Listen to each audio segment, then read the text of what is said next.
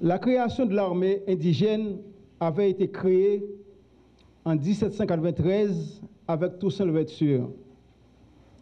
L'histoire nous dit, après s'être présenté à ses frères esclaves en ces termes, « Je suis Toussaint Louverture.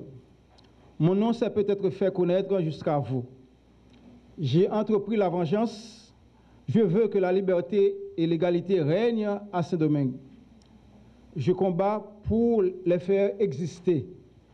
Unissez-vous à nos frères et combattons pour la même cause. » Un tel discours a été tenu le 29 août 1793 au camp Barade. L'histoire nous dit également que Toussaint Louverture avait passé dans le camp espagnol avec les Jean-François Ebiassou et après avoir terrassé les troupes françaises, pressuré par le général français Lavaux désespéré, car d'après Santonax, l'ennemi avait en main les 3/4 de l'île, il passa dans le camp français avec 4000 soldats,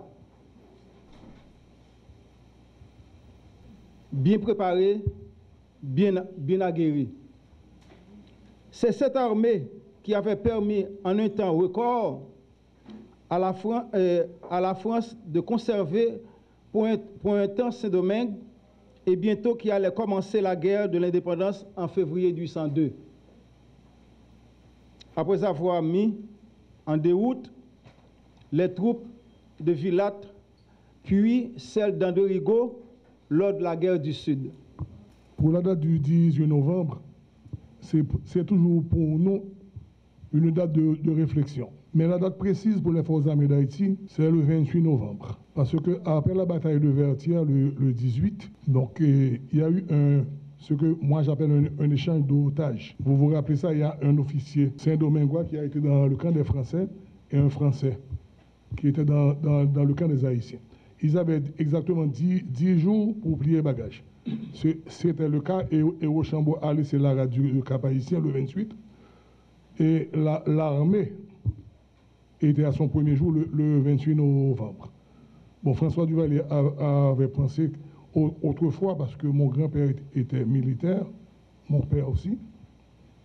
Bon, moi, jusqu'à présent, je porte les grades. Mais pour nous, la date, pour nous, au sein de ma famille, c'est 28 novembre. Bon, ce pays a connu bien des déboires. Et nous sommes peut-être, comment je peux dire ça, la 5e entité à le gérer, parce que Dessalines avait choisi le nom Haïti, c'est à la suite de ce que les Indiens nous avaient laissé. Ou grand pays moun l'a pensé que nous faisons en feuille, les Africains n'étaient venus avec rien. En ce qui s'agit de système de pieds bois, etc. Ils ont tout appris des Indiens. Et c'est malheureux que de voir que c'est encore sous Jean-Claude Duvalier que sa femme avait pensé à ériger une place pour les Indiens. À côté, en République dominicaine, 70% des Dominicains sont des métis. 12% sont des Noirs.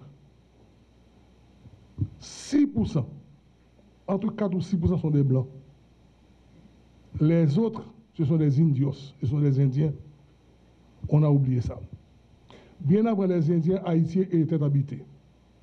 Nous, c'est le 5e groupe qui a géré l'île là. Nous avons que nous rappelons ça. Pourquoi que je le dis? C'est parce que c'est fort pour prouver la force de celui qui te bat pays ça, non ça que relève Haïti. Je m'explique. Imaginez si on prend ça, nous là, on fait ADN nous, il y a besoin de nous, grand pile monde là qui gagne ADN asiatique. C'est parce que bon série de perturbations qui vivent sur la planète là, qui fait que tout monsieur indien ça qui là ou qui était en Amérique, yo tout c'est en Asie qui ont été passé par quand on est dans grand qui vient là. Ça pour dire pas une pyramide ici ou pas connaît. Pour la indien si nous prenons comme numéro 1 en 1492 qui est venu? C'était espagnol avec portugais. C'est eux-mêmes qui étaient deuxième propriétaire île là. Troisième c'est qui? C'est les Français. Quatrième c'est les filles de ces Français. que revendiquer. Et c'est eux, à cause d'eux et des Blancs qui étaient là, que nous avons payé notre dette de l'indépendance. Maintenant, le 1er janvier 1804, des Salines, bon nous terre. Qui ça que nous fait? Bon, là, c'est une autre histoire. Moi-même, ça fait que nous sommes longs sur 18 novembre, c'est parce que je pense que les étudiants méritaient mieux pour 18 novembre. Je parlais à mon ami Rénol et je vais vous faire ce cadeau. Peut-être que vous pouvez le partager avec les amis. J'ai passé un temps fou pour numériser certains ouvrages, dont ouvrages sur l'histoire d'Haïti. Donc j'ai numérisé environ 600 ouvrages que même pas pour tout 600. OK, donc en pile livre qui dans l'histoire d'Haïti, en pile monde qui est intéressé à l'histoire d'Haïti par rendre compte de ça qui vient là. Nous sommes en plein 21e siècle. Malheureusement, nous réfléchissons au 17e, au 18e, au 19e, au 20e siècle. C'est l'une des raisons qui explique que nous patinons dans ce pays. Nous sommes au 21e siècle. Tout a changé. Il y a l'évolution des mœurs partout. Le jeune que j'étais hier n'est pas le jeune d'aujourd'hui.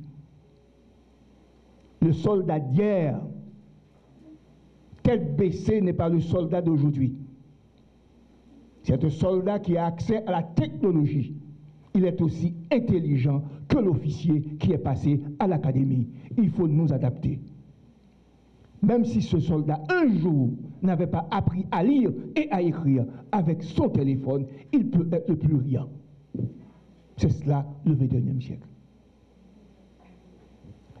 Le devenir d'Haïti se joue dans un monde en pleine mutation, de toutes sortes, et dans une crise sociétale et étatique en pleine décomposition, menaçant son existence et pouvant entraîner son autodestruction comme État-nation pour ce 21e siècle. Il ne faut pas tête nous mentir, nous sommes capables de disparaître.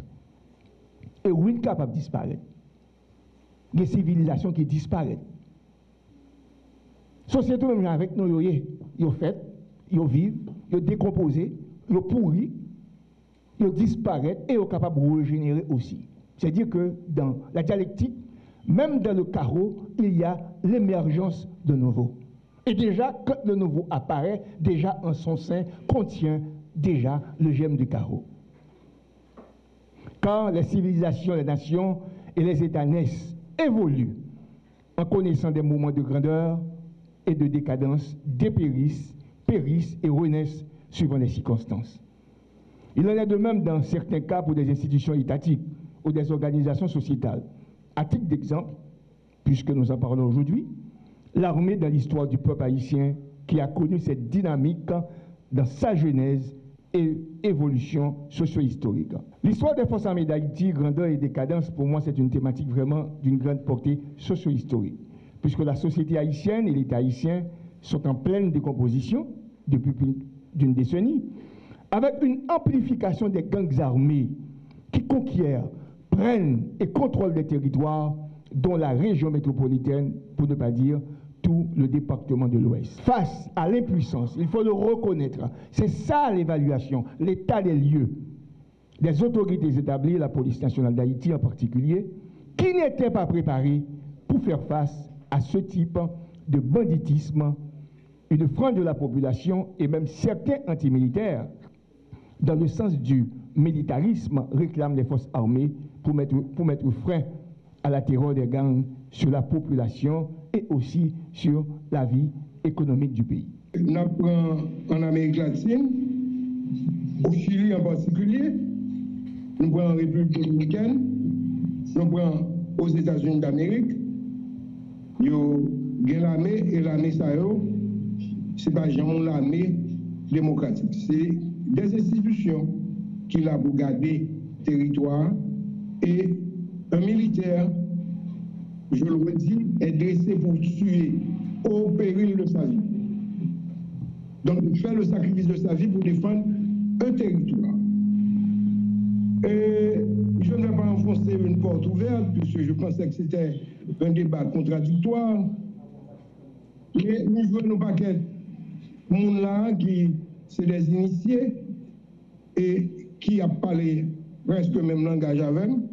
Donc, il y a moins coup de France pour me parler de Samrele ou l'armée nationale. Comme dit nous, c'est une initiative des étudiants de la faculté et du groupe de recherche en sciences sociales, le laboratoire que nous avons dans la faculté. C'est qu'ils mettent ensemble, ils organisent l'événement.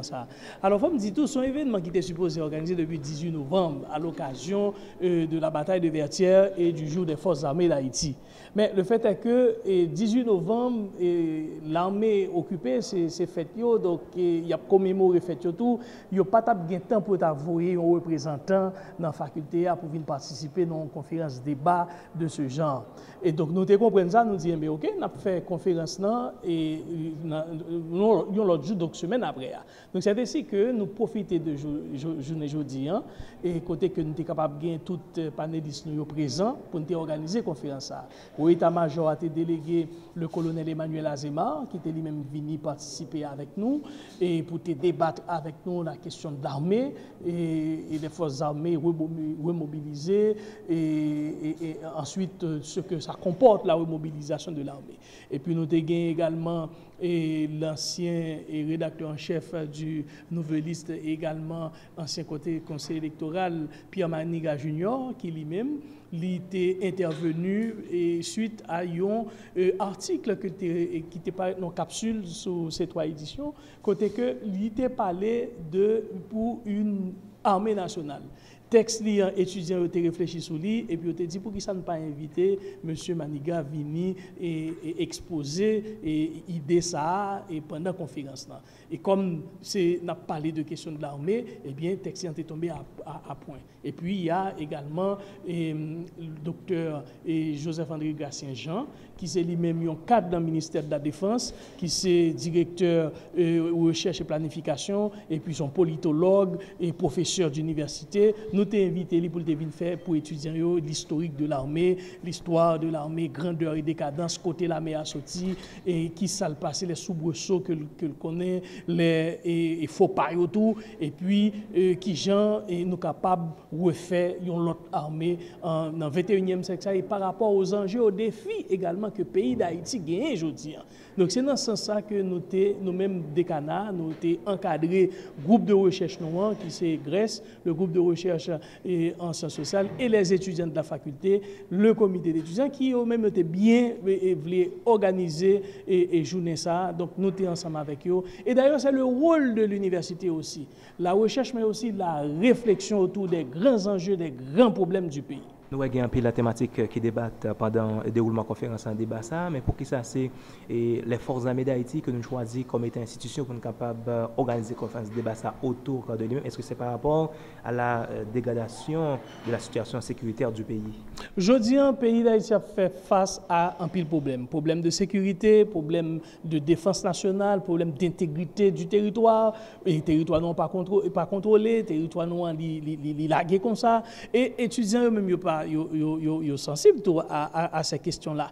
Et situation à vivre là, c'est un bon prétexte. Et ils estiment que c'est un bon prétexte pour que nous lancions un type de réflexion comme ça. Et pas quoi réflexion à camper là, à son première conférence qui fait. Nous avons l'autre réflexion à continuer à faire toujours sur qui gens que nous-mêmes, Haïtiens, nous devons et nous caprons et en main, en charge, propre sécurité, par nous, propre défense et territoire noir. Parce que territoire, ça c'est pour nous, lié 27 750 km2, lié appartenu à nous-mêmes Haïtiens. C'est nous pour défendre, c'est nous pour mettre sécurité là-dedans, et c'est nous pour créer conditions pour nous vivre dans le pays. Et l'armée, comme une institution emblématique, une institution dans tout le pays, nous avons l'armée représentée.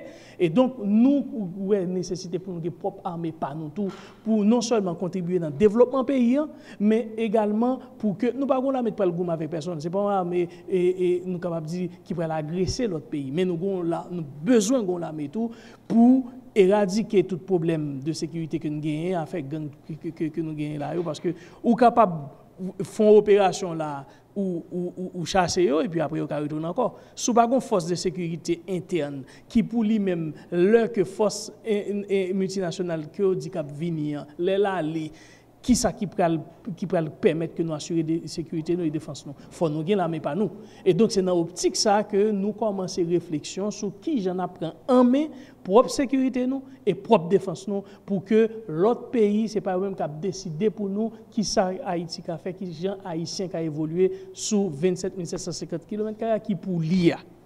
Alors, mis à part organisation, conférence à débat ça autour des forces armées d'Haïti, même au niveau de l'université, et qui l'autre démarche nous comptons entreprendre en dans l'université en façon de sensibiliser, on va continuer à sensibiliser l'université autour de l'importance de l'armée dans le pays. Bon, ça son premier lié, nous commencer, c'est sûr que nous ne pouvons pas camper là, c'est sûr que le laboratoire de recherche qui a un axe qui est dédié à la question sécurité et défense. Nous avons axes comme ça. Nous avons plusieurs axes. Nous avons axe sur l'économie, nous avons axe sur question de droit, mais nous avons axe tout sur question de sécurité et défense. Je pense que nous avons pour nous réchiter encore, nous avons pour nous réfléchir, nous avons pour nous voir qui l'autre action que nous sommes capables de poser, que nous sommes capables de mener comme université pour que nous portions contribution par nous dans les questions qui concernent nous, dans le grand problème que le pays a vécu. Non seulement le problème de sécurité et défense, mais toute qualité de l'autre problème encore, problème de développement que nous gagnons dans le pays, problème d'aménagement du territoire, toute qualité de problème, eh bien nous-mêmes comme faculté des sciences économiques, sociales et politiques et aussi juridiques, nous avons continué la réflexion ça pour nous voir qui solution nous-mêmes comme université que nous sommes capables de porter à problème ça.